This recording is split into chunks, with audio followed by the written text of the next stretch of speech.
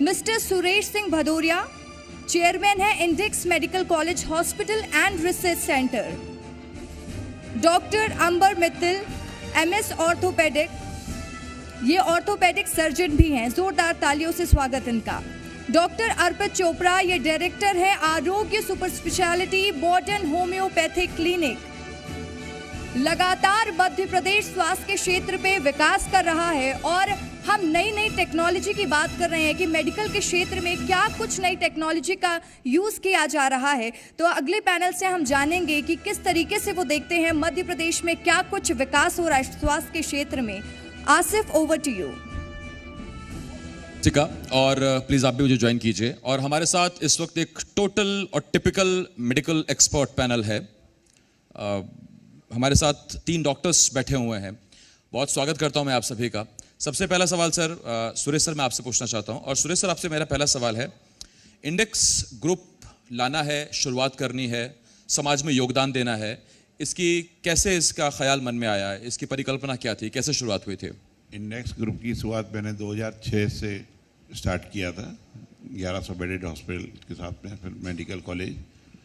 इसकी शुरुआत बेसिकली मेरे फादर को ब्लड कैंसर था, तो बहुत जगह हम लोगों ने इलाज कराया और बहुत जगह ट्रीटमेंट देखा, जो प्रॉपर ट्रीटमेंट नहीं मिल पाया और इतनी एक्सपर्टाइज नहीं थी कि जो ब्लड बैंक को क्योर कर सके और ब्लड बैंक से ब्लड कैंसर को। तो इसलिए मैंने सोचा और देखा कि देश में मतलब पूरे ऑल ओवर इंडिया के सभी जगह हम गए, वहाँ देखा कि सभी जगह डॉक्टर्स की कमी है, स्टाफ की कमी है, नर्सिंग की कमी है और मेन टेक्नोलॉजी की कमी है। तो फिर मैंने इसलिए कहा कि हॉस्पिटल खोला जाए, हॉस्पिटल को चलाने के लिए एक मेडिकल कॉलेज भी साथ में खोला जाए, जिससे डॉक्टर्स और नर्सिंग और सब नए टेक्नोलॉजी से हम उनका इलाज भी अच्छे से कर सकें और नए डॉक्टरों को अच्छी ट्रेनिंग दे के ये वो एक्सपर्ट बन सकें, जिस देश में लोगों की सहायता कर सकें, हेल्प करें।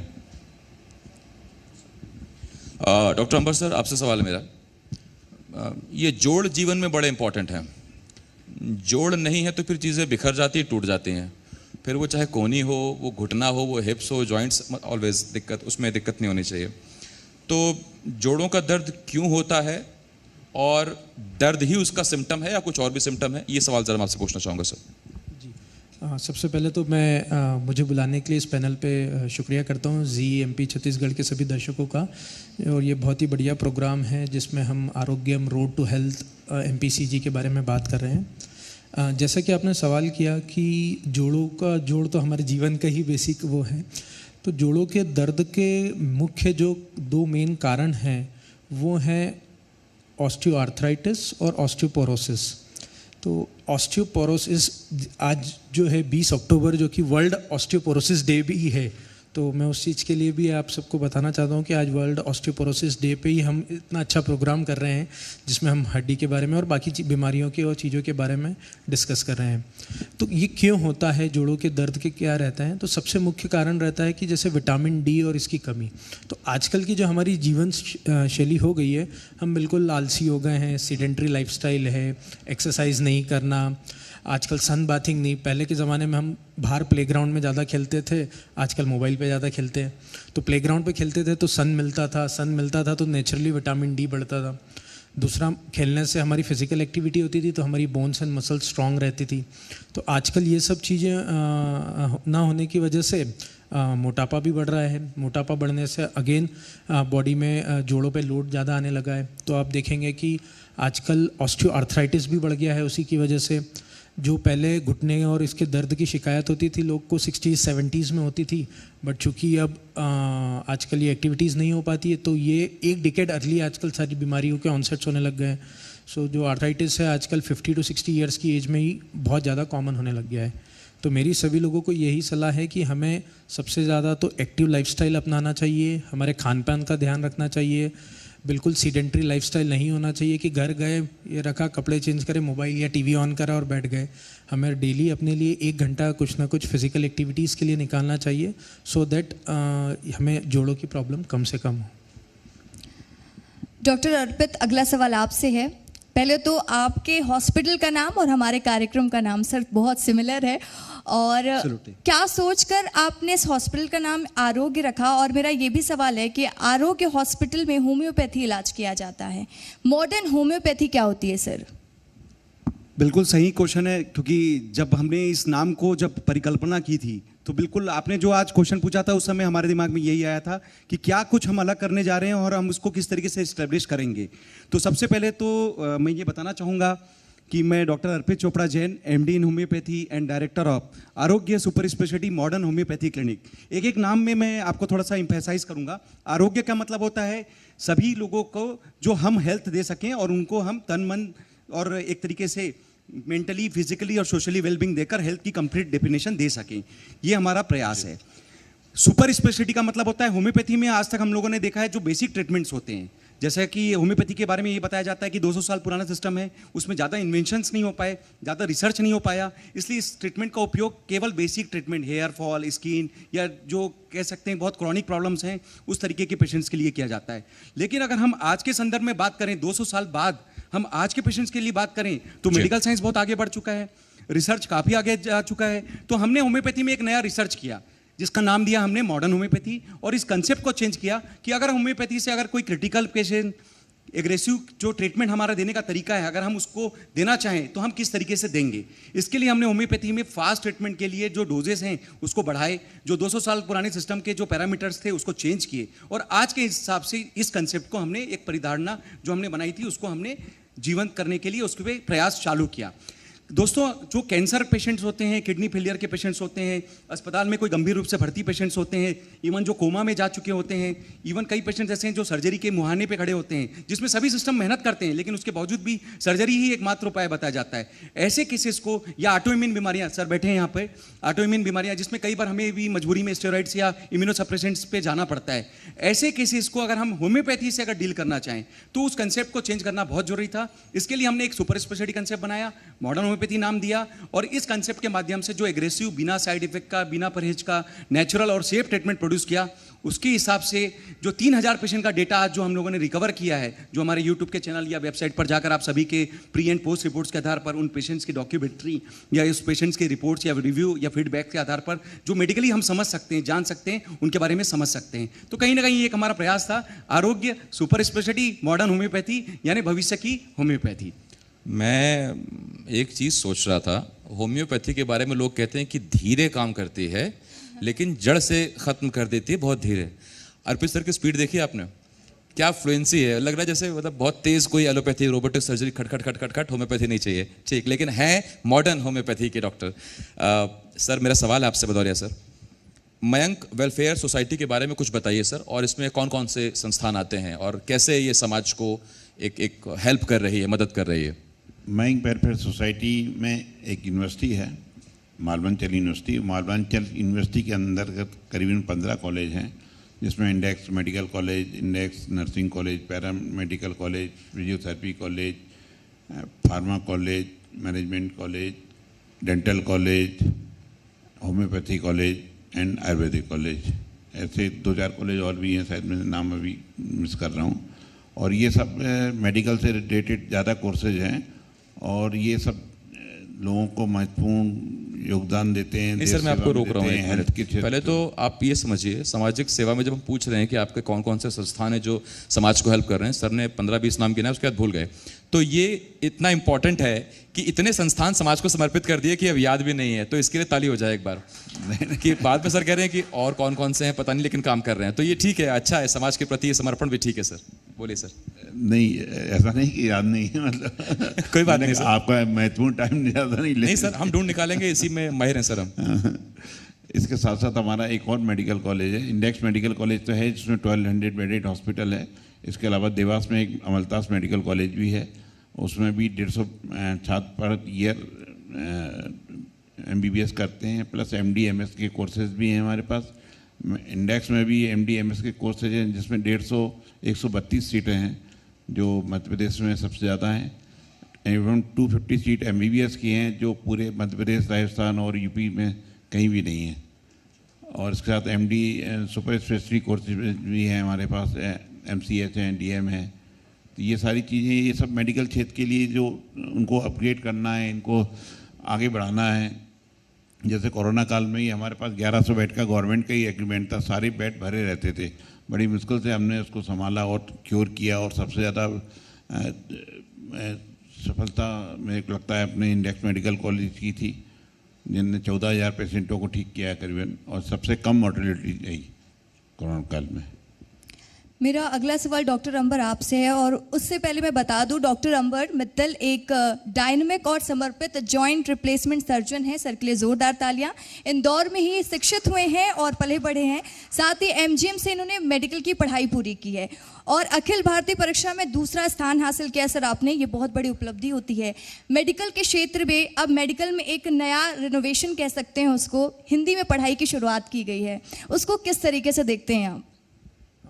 जी, मुझे ये लगता है कि हिंदी को, क्योंकि हमारी मातृभाषा भी है और काफ़ी सारे, जैसे मेरी स्कूलिंग तो पूरी इंग्लिश मीडियम में हुई है, पर मेरे काफ़ी फ्रेंड्स हैं जो बाद में ज्वाइन करे इंग्लिश मीडियम में और वो पहले हिंदी मीडियम में थे, तो उन्हें काफ़ी कठिनाई आती थी शुरू में हिंदी से इंग्लिश में एडजस्ट होने में। तो ये हिंदी में पूरे मेडिकल करिकुलम को कन्वर्ट करना एक तो बहुत ही हिम्मत का काम है, बहुत ही डिफ़िकल्ट टास्क था, जो कि हम लोगों ने बहुत अच्छे से कर लिया है। और मुझे लगता है कि ये बहुत अच्छी पहल है, क्योंकि बहुत सारे लोगों को समझ में नहीं आता है कि ये क्या लिखा है। इवन अब हमारे डॉक्टर्स के प्रिस्क्रिप्शन भी हो सकता है कि अब हिंदी में लिखे जाएं कि कोई दवाई पहले आने लगे हैं। जी जी जी। तो क्योंकि पहले हम लिखते थे बीडी, मतलब अब लोगों को समझ में नहीं आता था कि हमने टैबलेट के आगे लिख दिया बीडी का मतलब क्या होता है। वो बीडी का मतलब होता है दिन में 2 बार, तो अब हम हिंदी में शायद पर्चे लिखें कि ये दवाई दिन में 2 बार दूध से लें। तो इस हिसाब से पेशेंट्स के लिए बहुत इजी हो जाएगा उस प्रिस्क्रिप्शन को समझना। इवन जो स्टूडेंट्स हैं जो लोअर बैकग्राउंड से आते हैं या हिंदी बैकग्राउंड से आते हैं, तो उससे उनको पढ़ने में, समझने में और compete करने में बहुत इजी रहेगा। और दूसरा, हम जब बाहर दूसरे कंट्रीज़ में जाते हैं, जैसे चाइना में गए, जर्मनी में गए, जैसे मेरी एजुकेशन में जर्मनी में भी था, तो वहाँ पर जो वो लोग जो हैं वो जर्मन भाषा में ही पूरा उनका लिटरेचर रहता है।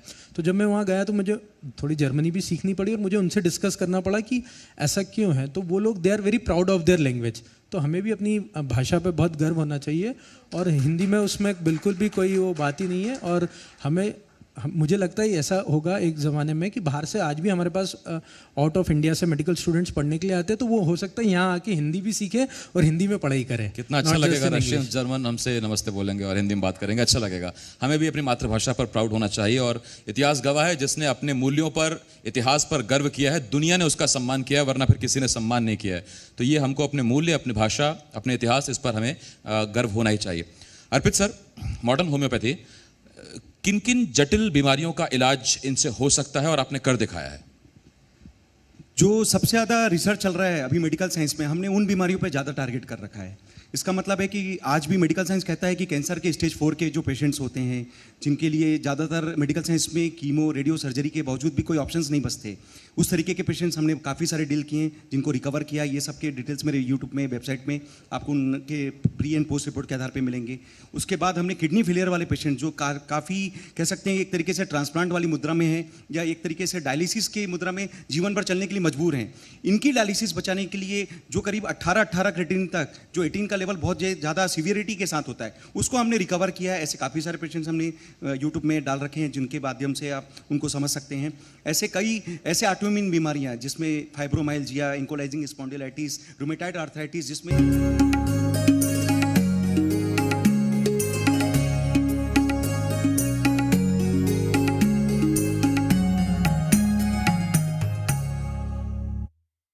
किसी अन्य कारण से अगर कोई कोमाटास पेशेंट है, तो कोमा के पेशेंट्स के लिए लगभग सभी सिस्टम कई बार जाकर फेल होने लग जाते हैं।